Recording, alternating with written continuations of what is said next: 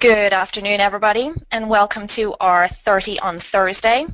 Today, our topic is upgrading to SharePoint 2013.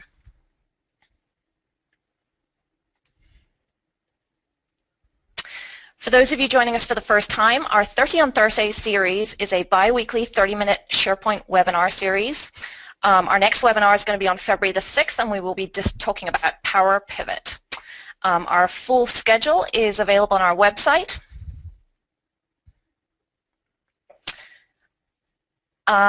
Also wanted to point out some training classes we have coming up. We have 3-hour webinars and also full 2-day online training classes.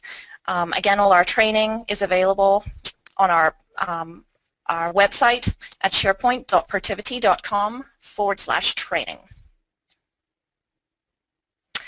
Today's session is being recorded, and you can look at an archive of our past seminars on the website. We will be taking questions at the end. If you can use the window at the right, and we will get to as many of those as we can. So today's topic is upgrading to SharePoint 2013.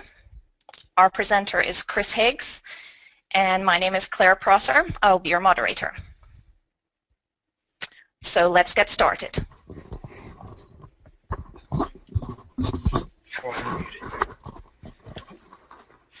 Great. Thanks, Claire. Thanks for everyone for joining us today.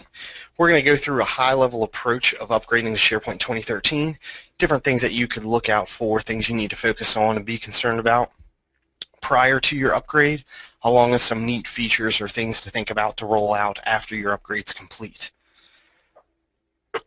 So from an upgrade preparation standpoint, here's some questions you consider and plan for to upgrade to SharePoint 2013. What platform are you coming from? If you're already on SharePoint, the upgrade can be pretty seamless, whether it's SharePoint 2007 or SharePoint 2010. If you're not on SharePoint, what platform are you coming from? How do you plan on getting your content over there?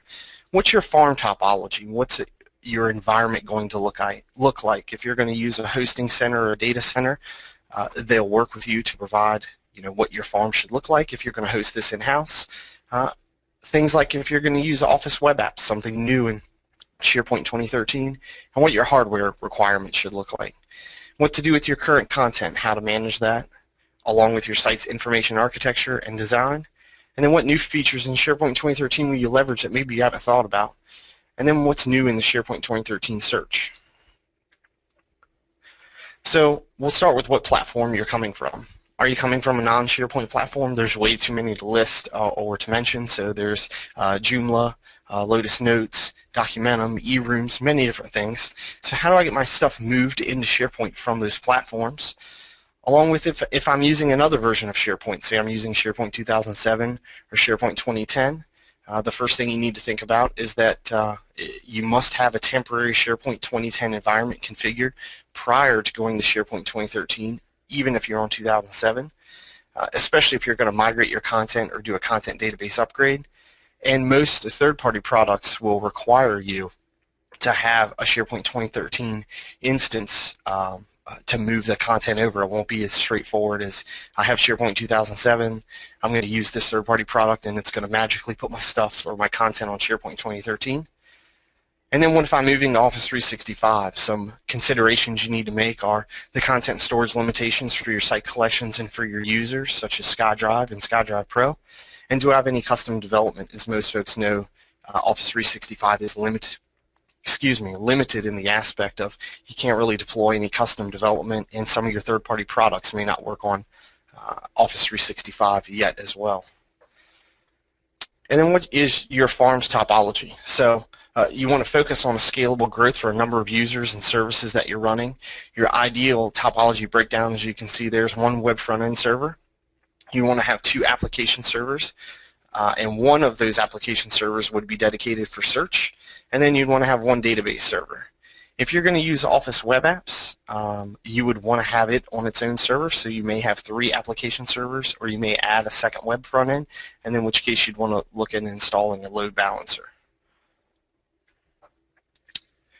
So some minimum hardware requirements to think about for production servers. So for web or application servers, you want at least 12 gigs of RAM, a 64-bit 4-core processor, and at least 80 gigs of disk space. For your database servers, for small deployment, you want 64-bit 4-core processors or 8-core processors for medium deployments. And what we would consider a medium deployment is for any users over 10,000. For RAM, you want 8 gigabytes or 12 gigabytes, again, for medium deployments, and hard disk space is recommended for Microsoft at 80 gigabytes. But again, this is going to vary based on the amount of, the content that you're going to have in your deployment.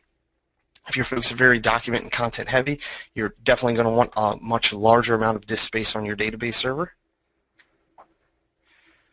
So the first question to tackle with your end user aspect of this is, what are we going to do with our content?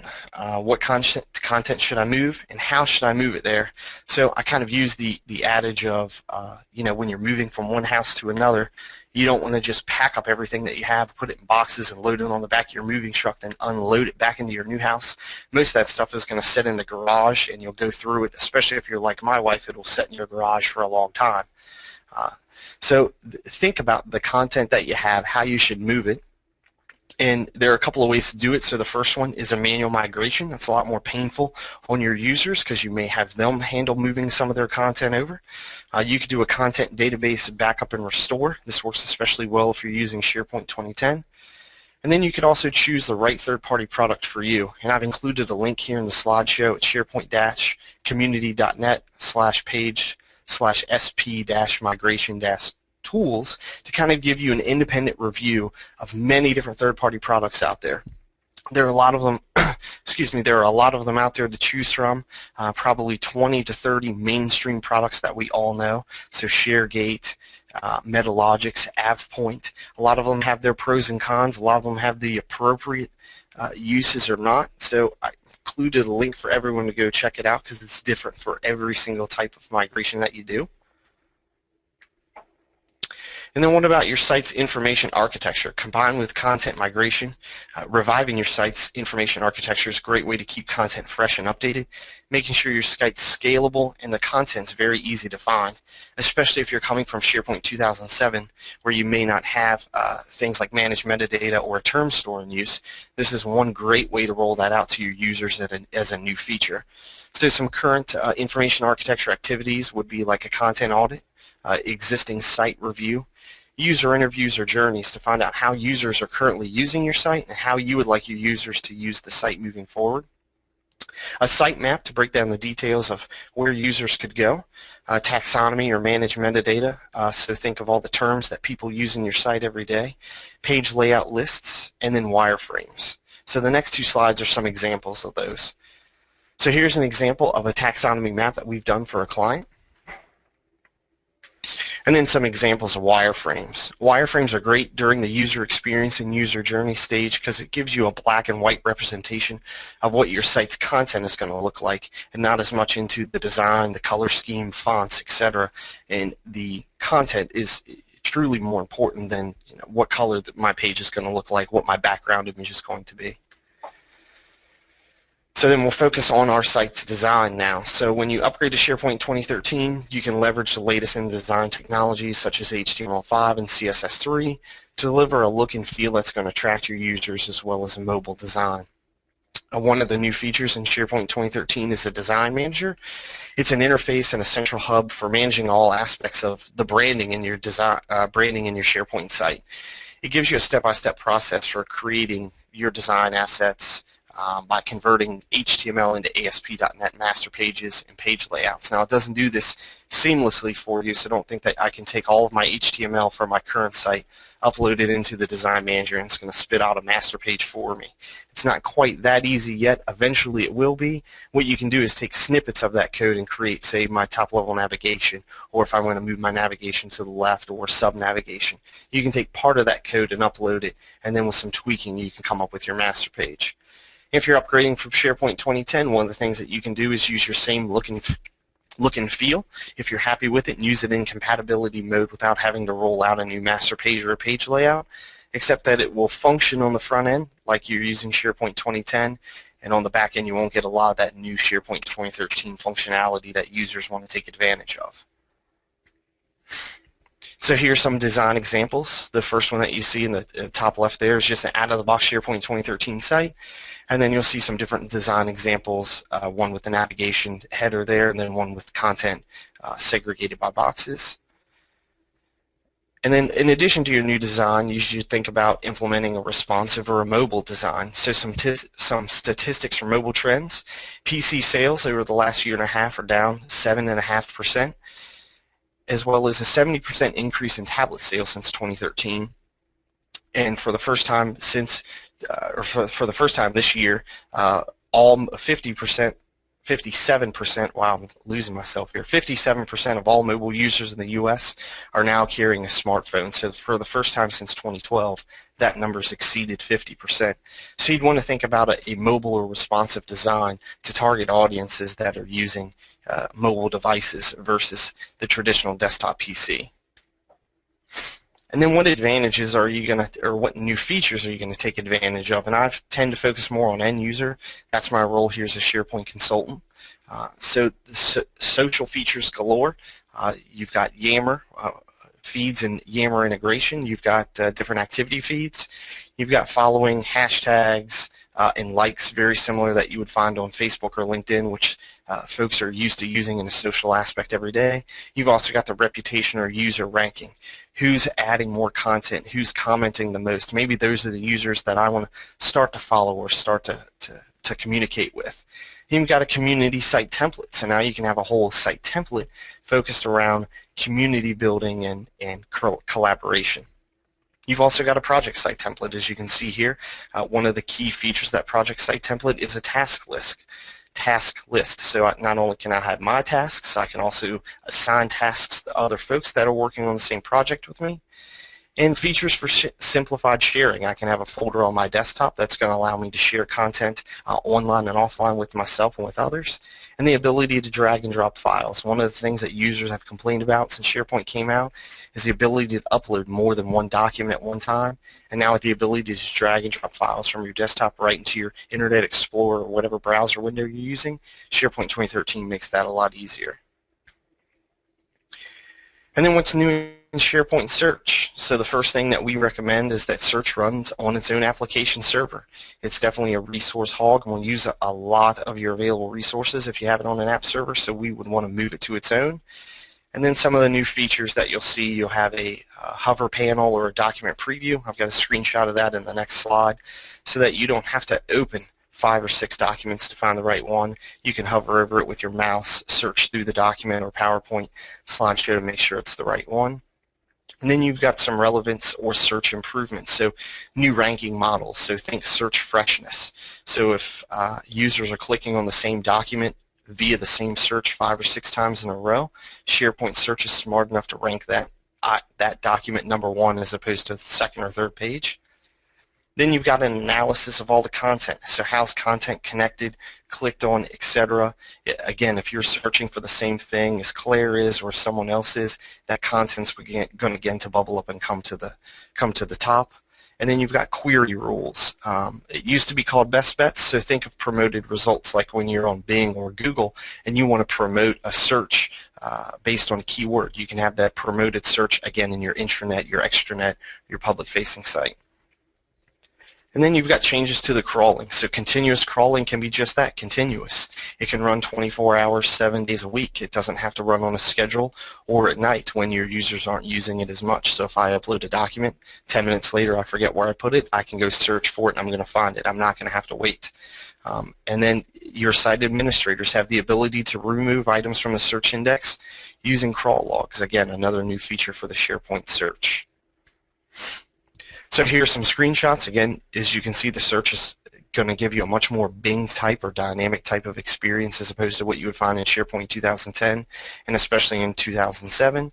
On the right-hand side, you can see the hover over panel. On the left-hand side, you can see where you can pare down your result type based on is it a document or is it a team site, a website. Maybe I'm looking for someone who specifically wrote this. And then you've got sliders in the bottom right-hand side where you can search by the modified date if you're looking for a specific time period. So now we'll go to some questions.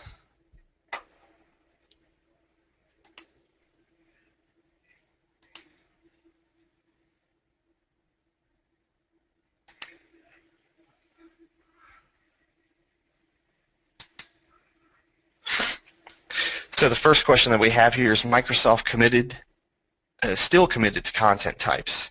And I'm going to say yes. Microsoft still is committed to content types within SharePoint 2013. They're still very prevalent, and they give you a lot more flexibility in 2013 as opposed to 2010 for creating custom content types and then rolling out across multiple sites.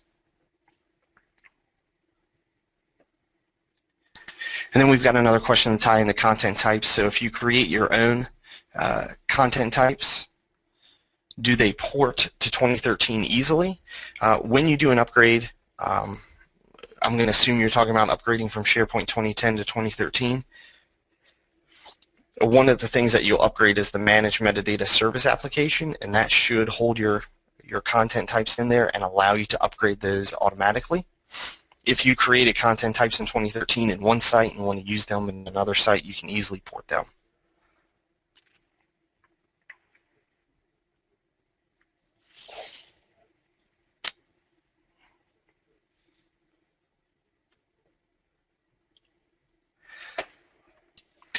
So the next question is, again, with content types are built at the site collection. Do they port?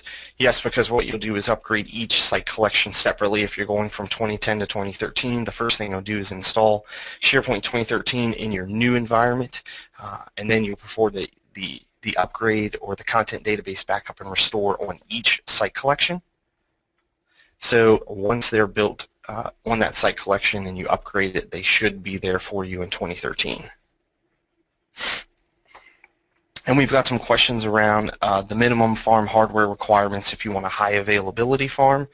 I didn't include that in my slide deck here, but I have a document that we've put together here internally with the assistance of Microsoft. I can make sure to send out to folks to have to review, and it will have for low availability or test environments or development environments all the way up to the high availability, high user environments. Say you want to scale for 100,000, 200,000 plus users. So I'll make sure to have that in there already.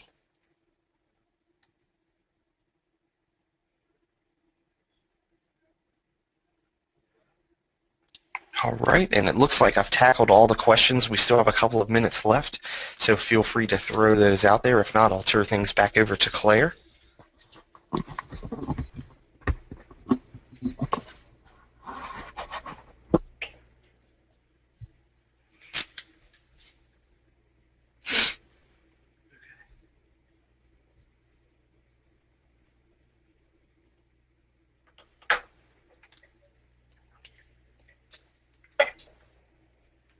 So we do have a couple more questions coming in. Will taxonomy after upgrading become orphan, i.e. the documents, lists, items with managed metadata column will have to be re-tagged? And that is a great question. So if you're upgrading from SharePoint 2010 to 2013, they shouldn't have to be orphaned as long as you're doing the content database attach and restore or using a third-party product. They should maintain all of their tags.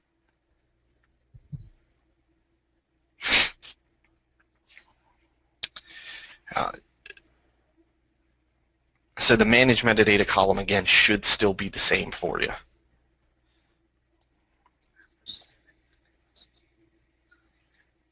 Okay, so the next question here is, what if you're not using the term store in 2010? What if you're developing columns at the site level?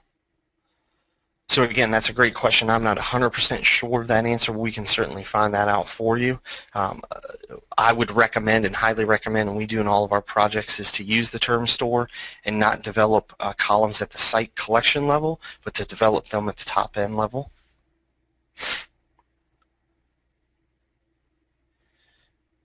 Okay, and then the next question here is, will upgrading to 2013 require reintegration within a third-party systems currently set up in 2010?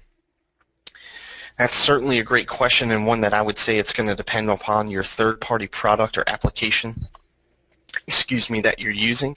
If you're using something like a custom authentication provider that's not Active Directory, It's certainly something that you're going to have to evaluate and look at, and it may have to be rebuilt.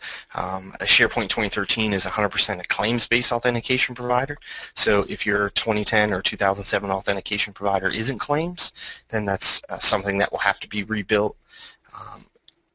And then you also have to look at anything in 2010 that you're using that's been custom developed.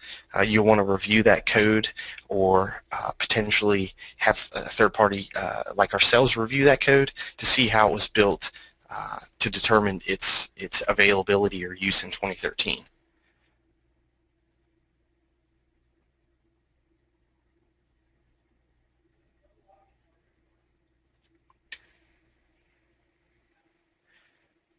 Okay, so we've got a lot of questions around the term store and using it at the enterprise level for all site collections, or at the central admin level. And again, that's going to be a little bit above my area of expertise for today, unfortunately, but I will certainly get your name and information from Protiviti and follow back up with you guys offline and make sure that the appropriate person here answers your question.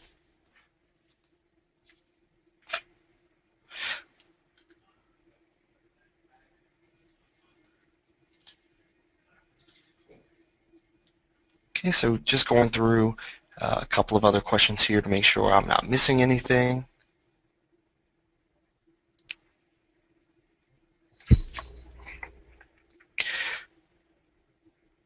So we've got a question about URL length restrictions in 2013.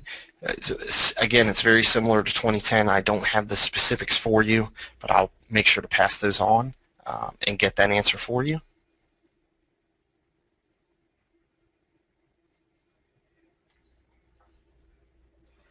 So it looks like we've addressed most of our questions that at least I'm able to answer, so I'll turn things back over to Claire so that we can wrap up. And for those folks that didn't get to your question, we'll make sure to either get those answers out to you or follow back up with you to get some more clarity so we can get those answers for you.